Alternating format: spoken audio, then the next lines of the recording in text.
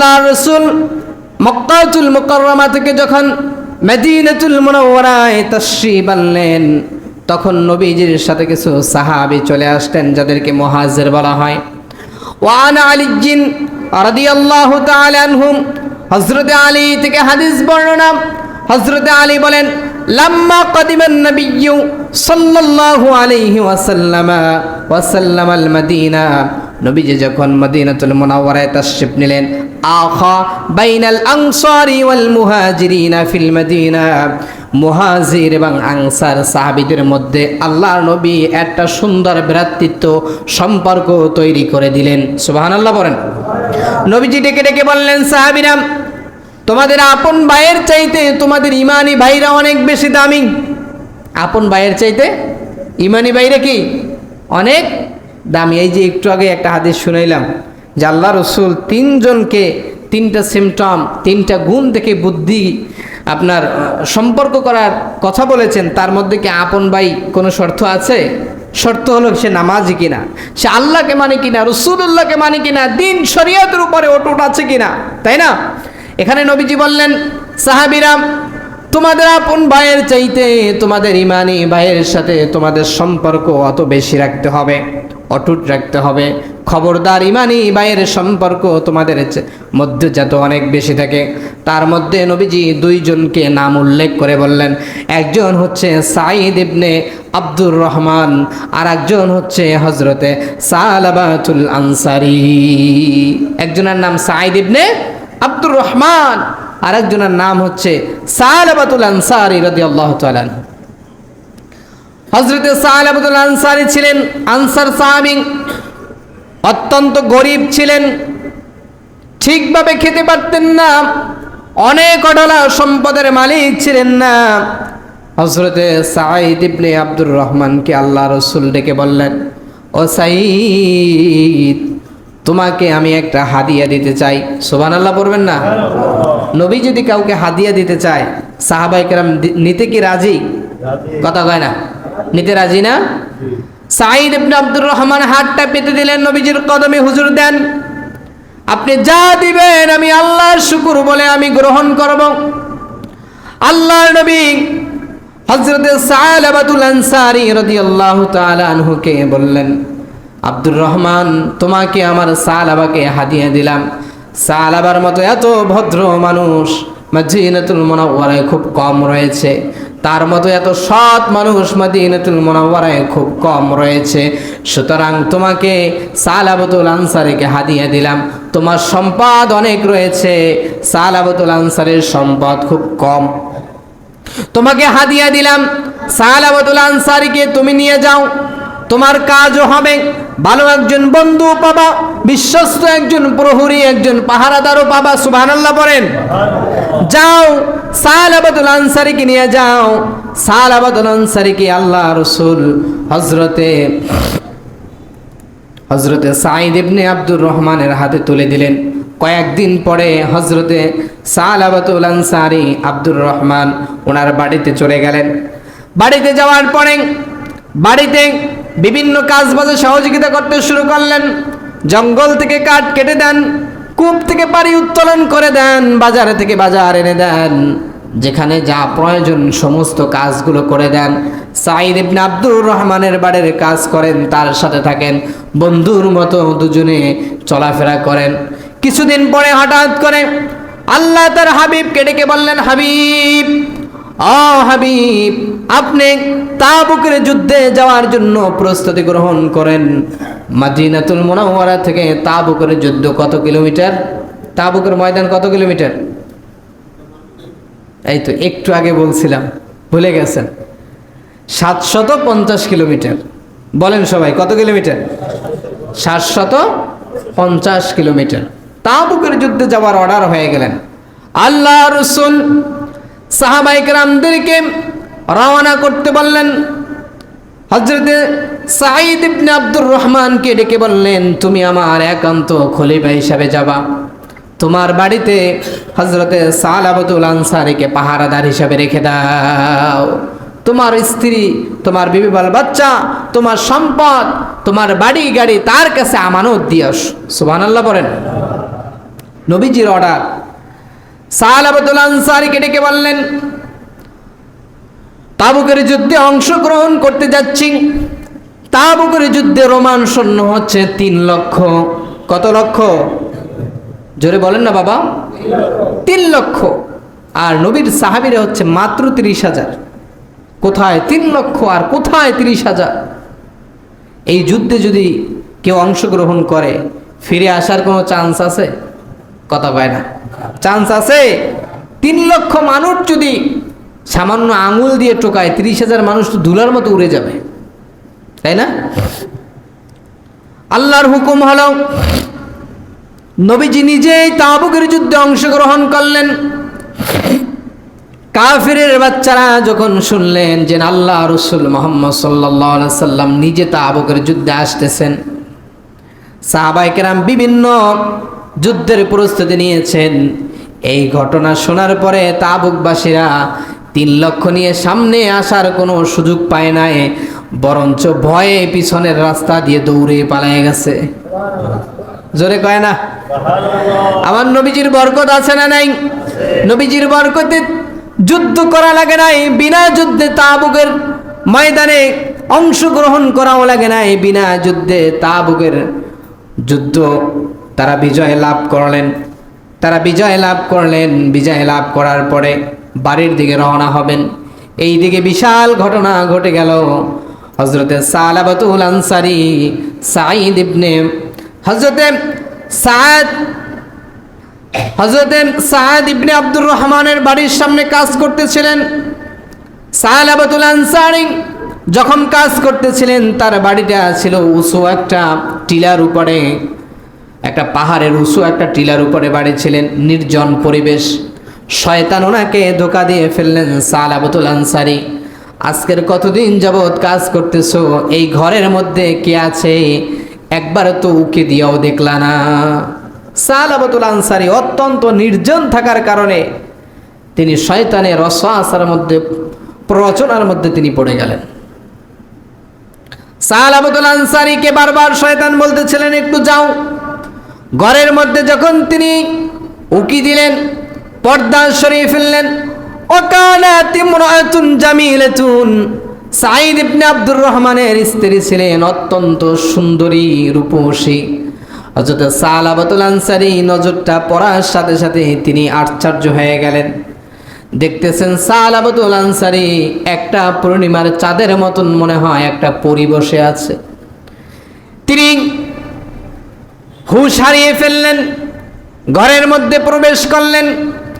প্রবেশ করার পরে সালাবাতুল আনসারী সাঈদ ইবনে আব্দুর রহমানের হাতটা ধরে ফেললেন। শুধু হাতটা ধরলেন, আর কিছু করলেন না, আর সামনের দিকে বাড়ালেন না। অপরাধ ছিল শুধু হাতটা ধরেছেন। জোরে বলেন কি ছিল? শুধু হাতটা ধরেছেন। আমার ভাইয়েরা, সাহাবীদের উপরে অন্য মন মানসিকতা তৈরি করার কোনো কারণ নাই, কারণ আল্লাহ রাসূল বলেছেন আস-সাহাবী কান-নুজুম, সাহাবীদের মর্যাদা হচ্ছে আকাশের নক্ষত্রের মতো। সুবহানাল্লাহ বলে না? সাহাবীরা অপরাধ করে নাই, সাহাবীদের মাধ্যমে আল্লাহ পাক আমাদেরকে শিক্ষা দিয়েছেন। সাহাবীদের উপরে আল্লাহ খুশি ছিলেন, আর আল্লাহ সাহাবীদের উপরে খুশি ছিলেন। সাহাবীরা আল্লাহর উপরে খুশি, আল্লাহ সাহাবীদের উপরে খুশি। এই ঘটনাগুলো শুধুমাত্র আমাদের শিক্ষার জন্য, আমরা যাতে হতাশ না হয়ে যাই, আমরা যাতে আল্লাহর পথে ভিন্ন পথের দিকে দৌড়ে না চলে যাই, আমরা যাতে দুর্বল না হয়ে পড়ি, এই জন্য আল্লাহ পাক এই ঘটনাগুলো আমাদের জন্য শিক্ষা রেখেছেন। তাহলে সাহাবীদেরকে দোষী মনে করা এটা ইমানের একটি খেয়ানত কাজ। বুঝতে পেরেছি আমরা? কথা কয় না? বুঝতে পেরেছি? সাহাবীদের উপরে নেগেটিভ কোনো ধারণা করা যাবে? তারা হচ্ছে নিষ্পাপ মনে করি আমরা তাকে। যারা রাসূলুল্লাহর সাহাবী, তাদের গুনাহ ছিল না, আল্লাহ তাআলা নিজে মাফ করেছেন। এই আকীদা, বিশ্বাস সাহাবীরা ভুলের উপরে তারা কখনো প্রতিষ্ঠিত ছিল। যদি কখনো অপরাধ হয়েছে, ভুল হয়ে গেছে, সঙ্গে সঙ্গে লোনাজারির মধ্যে পড়ে গেছে, তওবা করেছে, চোখের অশ্রু ফেলেছে, কান্না করেছে। এই যে দেখেন হযরতে সালাবাতুল আনসারী কেমন করে আল্লাহর কাছে হাজারি করতেছেন। হযরতে সাঈদ ইবনে আব্দুর রহমানের হাতটা ধরলেন, সামনে আর বাড়ালেন না। হযরতে সালাবাতুল আনসারীকে লক্ষ্য করে বলেন, ও সালাবা, ইত্তাকিল্লাহ ইয়া সালাবা, তুমি আল্লাহকে ভয় করো। তুমি মনে করতে পারো যে এই পৃথিবীর মধ্যে কেউ তোমাকে আমাকে দেখছে না, কিন্তু আমি বুঝতেছি পৃথিবীর সবার চোখকে ফাঁকি দেয়া যায়, আমার আল্লাহর চোখ কখনো ফাঁকি দেয়া যায় না। ঠিক কি না? হযরত সালাবাতুল আনসারী রাদিয়াল্লাহু তাআলা আনহু আস্তে করে ধকের মধ্যে পড়ে গেলেন, হতকম্বর হয়ে গেলেন। সালাবাতুল আনসারীকে লক্ষ্য করে বললেন, ও সালাবা, আমার স্বামী, আমার সম্পদ, আমার সৌন্দর্য, আমার ইজ্জত সব কিছু আপনার কাছে আমানত দিয়ে গেছেন যুদ্ধে আল্লাহ রাসূলের সাথে। আপনি যদি কোনো অপরাধের সাথে জড়ায় দেন, আপনি আল্লাহর সামনে কিয়ামতের দিন বড় ভয়ানক অবস্থায় দাঁড়িয়ে যাবেন। সুতরাং খবরদার, খবরদার, আপনি মধ্যম পন্থা অবলম্বন করেন, আমার ঘর থেকে বের হয়ে যান, আমাদের ইজ্জতের আমানতদারি হয়ে যান, খবরদার খেয়ানতকারী হইয়েন না। হযরতে সালাবা রাদিয়াল্লাহু তাআলা আনহু আস্তে করে বিবেকের মধ্যে নাড়া পড়লো, কি করতেছে আমি? ঘর থেকে দৌড়ে বের হয়ে গেলেন। বের হওয়ার সাথে সাথে অনুতপ্ততার আগুনে তিনি পুড়তে শুরু করলেন, অনুশোচনা চলে আসলেন। আকাশের দিকে তাকালেন, মুখটা আকাশের দিকে তাকিয়ে বললেন, ইলাহি আনতা আনতা ওয়া আনা আনা, আনতাল আওয়াদু বিল মাগফিরা ওয়া আনাল আওয়াদু বিযুনুব। আল্লাহকে ডেকে বললেন, আল্লাহ, ইলাহি, হে আমার রব, আনতা আনতা ওয়া আনা আনা, আল্লাহ তুমি তো তুমি, আমি তো আমি, আনতাল ওয়াদু আনতাল আওয়াদু বিল মাগফিরা ওয়া আনাল আওয়াদু বিযুনুব। আল্লাহ তুমি তো তুমি, আমি তো আমি, তুমি তোমার বান্দাকে ক্ষমা করতে ভালোবাসো। জোরে চিৎকার মেরে বলেন, আমাদের শত গুনাহ মুহূর্তের মধ্যে যিনি ক্ষমা করতে পারেন তিনি কে? আল্লাহ তুমি তো তোমার গোলামকে ক্ষমা করতে ভালোবাসো, তুমি তো তোমার বান্দাকে ক্ষমা করতে ভালোবাসো, তোমার বান্দা তো গুনাহ করতে ভালোবাসে। আমার আল্লাহ রাব্বুল আলামিন বলেন, আমার বান্দার কাজ হচ্ছে গুনাহ করা, শয়তানের কাজ হচ্ছে বান্দাকে ধোঁকা দেয়া। আমি শয়তানকে এজন্যই সৃষ্টি করেছি যাতে শয়তান আমার বান্দাকে ধোঁকা দিতে পারে, প্ররোচনা করতে পারে। আর আমার বান্দাকে জ্ঞান আমি ততটুক পর্যন্ত দিয়েছি, ফেরেশতাদের মতো নয় নিষ্পাপ বানায় রাখবো। আমার বান্দাকে জ্ঞান ততটুক পর্যন্ত দিয়েছি যে আমার বান্দা শয়তানের ধোঁকায় পড়ে অপরাধ করে ফেলবে। আমার বান্দার জ্ঞান আমি আবার ততটুক পর্যন্ত দিয়েছি, আমার বান্দা অপরাধের পরে আমার কাছে লোনাজারি করবে, আমার কাছে তওবা করবে, আমার কাছে চোখের পানি ছেড়ে ছেড়ে কান্না করবে। আল্লাহ রাসূল সাল্লাল্লাহু আলাইহি ওয়াসাল্লাম বলেন, আল্লাহর কাজ হচ্ছে বান্দাকে ক্ষমা করা, বান্দার কাজ হচ্ছে আল্লাহর কাছে মাপ চা, আর শয়তানের কাজ হচ্ছে বান্দাকে ক্ষমা করা। তিনি এভাবে আল্লাহর কাছে বলতে শুরু করলেন, আল্লাহ তুমি তো তুমি, আমি তো আমি, তুমি হলা রহমান, তুমি হলা মালিক, তুমি হলা মহান সত্তা যিনি তোমার বান্দার শত শত গুনাহকে মাফ করতে ভালোবাসো, আর আমি তো গুনাহ করে ফেলেছি, দয়া করে তুমি আরেকটি বার আমার জীবনের অপরাধগুলোকে মাফ করে দাও। হযরত সালাবাতুল আনসারী আল্লাহর কাছে কান্না করতে করতে এই কথাগুলো বলতেছিলেন, আল্লাহ আমাকে মাফ করে দাও। হযরত সালাবাতুল আনসারী বাড়িতে চলে গেলেন।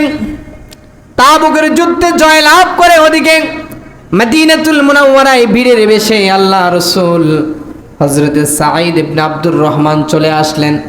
সাঈদ ইবনে আব্দুর রহমান বাড়িতে আসলেন, আয়েশা সালাম দিলেন। সালাম দেওয়ার পরে সবাইকে দেখলেন, স্ত্রীকে ডেকে বললেন, কি ব্যাপার আমার প্রিয় ভাই সালাবাতুল আনসারী কই? তোমরা কি তাকে অপমান করে বিদায় করে দিয়েছো নাকি?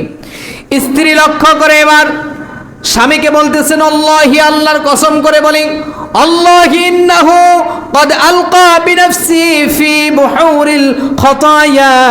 হে আমার প্রাণের স্বামী, আমরা সালাবাতুল আনসারীকে কষ্ট দেই নাই, অপমান করি নাই, বরঞ্চ তিনি একটা বড় অপরাধের সাথে জড়িয়ে গিয়েছিলেন। অনুতপ্ততার কারণে তিনি ভয় পেলেন, লজ্জা পেলেন, আল্লাহর আযাবকে ভয় পেয়ে তিনি বাড়ি থেকে বের হয়ে গেলেন কান্না করতে করতে। আমরা তার উপরে কোনো অবিচার করি না। সালাবাতুল আনসারী, ওনার স্ত্রী ছিল না। মদিনাতুল মুনাওয়ারায় ওনার বাড়িতে ওনার ছোট্ট একটা মেয়ে ছিল। হাদিস আল শরীফের মধ্যে নাম এসেছে, ওনার মেয়ের নাম হচ্ছে খিমসানা।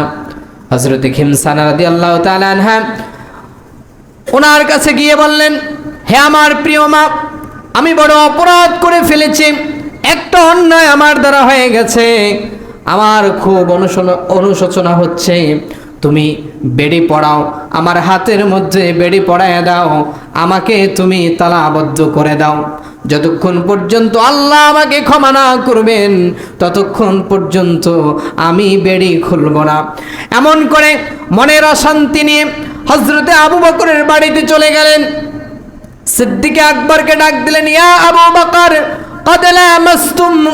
قد لامستم رؤات أخي الغازي في سبيل الله يا أبو بكر قد لامستم رؤات أخي الغازي في سبيل الله هل لي من توبة يا أبو بكر। হযরত আবু বকরের কাছে যেয়ে বললেন, قد لامستم رؤات আখিল গাজী ফি সাবিলিল্লাহ, আমি বড় একটা অপরাধ করে ফেলেছি। কি অপরাধ? আল্লাহ রসুলের সাথে একজন জিহাদি সাহাবী, যিনি জিহাদ করার জন্য গেছেন, মুহাজির সাহাবী, একজন সৈনিক ওনার বাড়িতে আমাকে পাহারাদার রেখে গেছে, আর আমি তার আমানতের খেয়ানত করে ফেলেছি। শুধু ভাই আমি ওনার হাতটা ধরেছি, আর কিছু করি নাই। হাল্লি মিন তাওবাতাম, আমার জন্য কি তওবার রাস্তা খোলা আছে নাকি? হযরতে আবু বকর বললেন, উখরুজ মিন ইনদি, সালাবাতুল আনসারী, বলো ভুল করে ফেলেছো, দূর হ, আমার বাড়ির থেকে বের হয়ে যা, আল্লাহর কোনো ক্ষমা তোর জন্য আছে বলে আমার জানা নাই। তিনি আরো কষ্ট পেলেন, বুকে চাপা কষ্ট নিয়ে হযরত ওমর ইবনুল ফারুক রাদিয়াল্লাহু তাআলা আনহুর বাড়িতে গেলেন। তাকেও একই কথা বললেন। সর্বশেষ বললেন, হাল্লি মিন তাওবা, ও ভাই ওমর, আমার জন্য কি তওবার রাস্তা খোলা আছে? তিনিও বললেন, উখরুজ মিন ইনদি, বের হও, তোমার জন্য আল্লাহর কোনো নাজাত নাই, ক্ষমা নাই। অবশেষে ঘুরতে ঘুরতে শরীরটা ক্লান্ত হয়ে গেল, বিভিন্ন শরীরের অসুবিধা শুরু হয়ে গেল, বিভিন্ন অবস্থা দুর্বলতা নিয়ে রাসূলুল্লাহর দুয়ারে চলে গেলেন। যাওয়ার পরে আল্লাহ রাসূল তার চেহারার দিকে অবাক দৃষ্টিতে তাকায় রইলেন। ও সালাবাতুল আনসারী, তোমার বিষয় কি? তোমাকে কিছুদিন আগে আমি সুস্থ সবল রেখে গেলাম, তুমি হলো আমার প্রিয় সাহাবী, তোমার শরীরের এই অবস্থা কেন? হাতের মধ্যে তোমার বেড়ি কেন? পায়ের মধ্যে শিকল কেন? জানতে চাই। সালাবাতুল আনসারী বললেন, ইন্নী লামাস্তু মুরআতাল গাজী ফি সাবিলিল্লাহ হাল্লি মিন তাওবাতা ইয়া রাসূলুল্লাহ।